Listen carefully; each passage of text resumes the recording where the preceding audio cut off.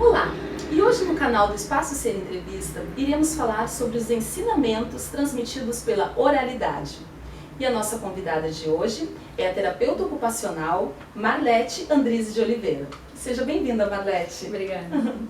Marlete, no teu trabalho de conclusão da residência multidisciplinar em saúde mental e coletiva, tu aborda o tema de valores civilizatórios afro-brasileiros. Nos conta um pouquinho sobre a intenção da tua pesquisa. Então, o meu trabalho ele foi intitulado Valores Civilizatórios Afro-Brasileiros, entre as ausências e as potências da existência negra no Rio Grande do Sul.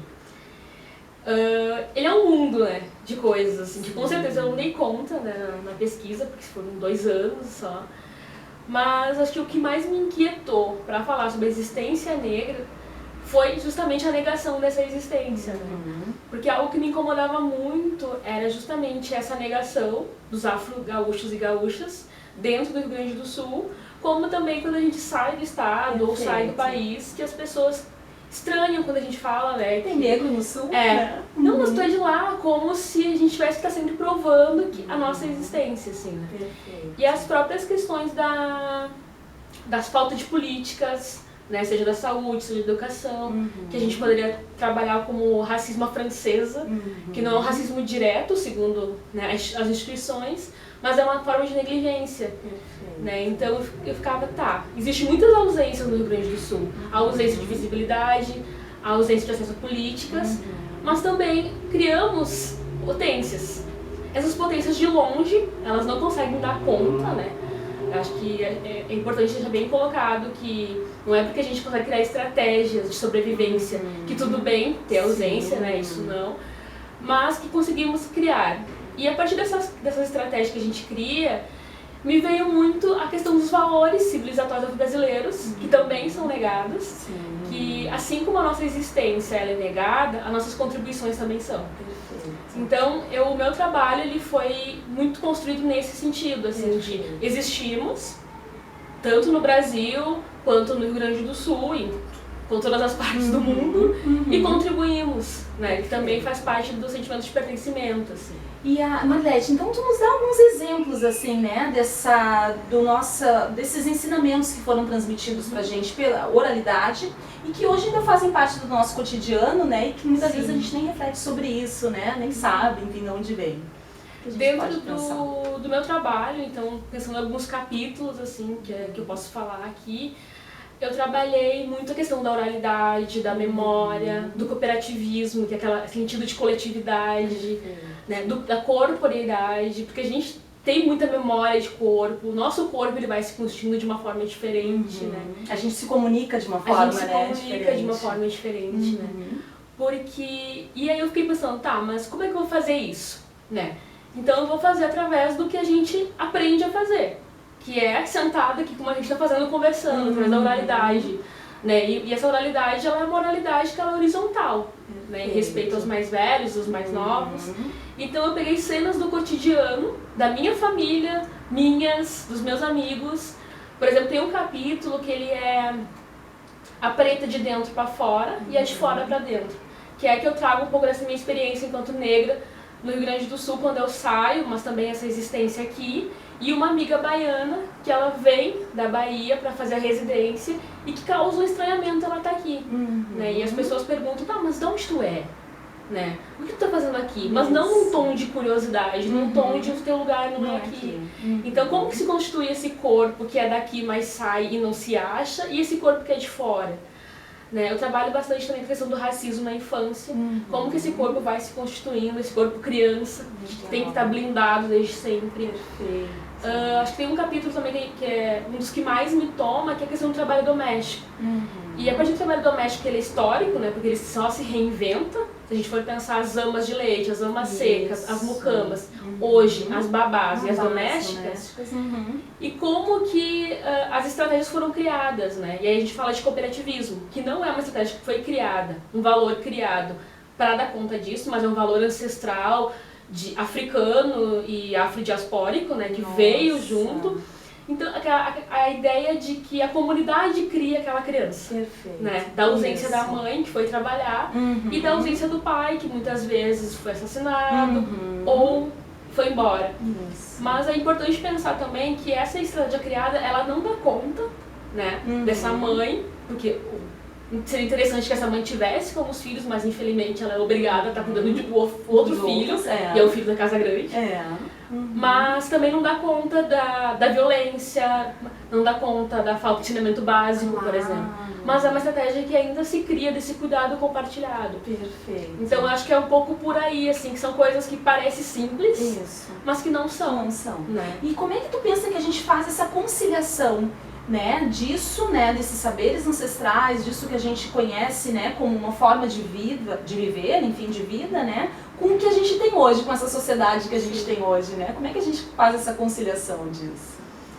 Eu acho que o que é importante, assim, de se pensar é a valorização das demais formas de viver e de saber, né? Perfeito. Porque a gente historicamente vive com uma imposição de uma matriz civilizatória europeia. Isso. E essa matriz, ela é branca, ela é homem, né? E ela é elitizada.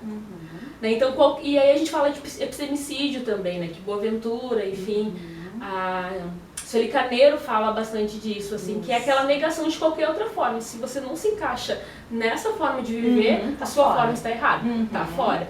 E aí, além de estar errado, existe uma imagem criada negativa, né? Porque essa é a ideia, a gente pode pegar o cooperativismo, desse cuidado coletivo que eu falava, se for ver no ideário da sociedade, isso é errado, porque onde se viu uma mãe deixar a criança na rua com a vizinha? Não, isso não existe. Mas a vizinha, né, ela faz parte daquela comunidade também. Aquela questão de coletivo mesmo, né? De todo mundo se ajudar e todo mundo ser responsável, né? Pela criação, educação, né? A cultura indígena também, né? Se aproxima muito, né? Que é o cuidado compartilhado, né? É verdade. E tem algo também quando a gente fala de saúde, que a gente me lembra muito da educação popular também, que vem muito antes de Paulo Freire, né? Que é um modo de viver, que ele é um modo de viver indígena, ele é um modo dos quilombolas, das comunidades tradicionais que a gente chama, né? E que foi, de uma certa forma, pego pelo capitalismo, né? Então, hoje em dia, a forma que a gente se relacionava, ou que meus avós se relacionavam, meus bisavós, é muito diferente. Porque a minha avó fala, antigamente não tinha doença. Ou se tinha, a gente tratava de uma forma diferente. Hoje as pessoas não param para comer. As pessoas comem qualquer coisa.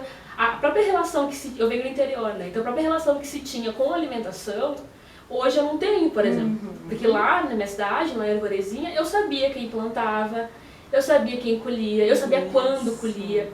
Eu estava doente, eu ia lá, pegava uma folha de laranja, né, uma camomila, porque até porque o uso das ervas, que já no quintal mesmo de casa, né? Tudo ali, e que todo mundo poderia pegar, né? Até porque o acesso à farmácia, o acesso à saúde era negado para a população, né? Porque é caro, também está capitalizado. Então hoje, no corre-corre, na competitividade, as pessoas não param para se olhar. Antigamente, ou até nessas cidades menores, como é a minha cidade, as pessoas conversam numa roda de chimarrão, contam seus problemas, desabafam. Em Porto Alegre, onde que a gente faz isso? Talvez no psicólogo. Perfeito. Mas são esses espaços de troca, né, e compartilhamentos, é verdade, tem toda razão. Um pouco disso. Muito legal a tua proposta, a tua pesquisa, enfim, esse trabalho, né, da gente estar resgatando isso, né, Marlete?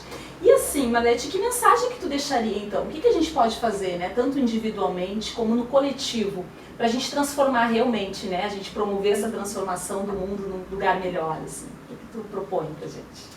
Eu acho que primeiro num lugar de sujeito, de pessoa, né, e principalmente nós, enquanto pessoas negras, né, que a gente já vive essa ideia de necropolítica, né, de produção de morte no não acesso, na própria violência.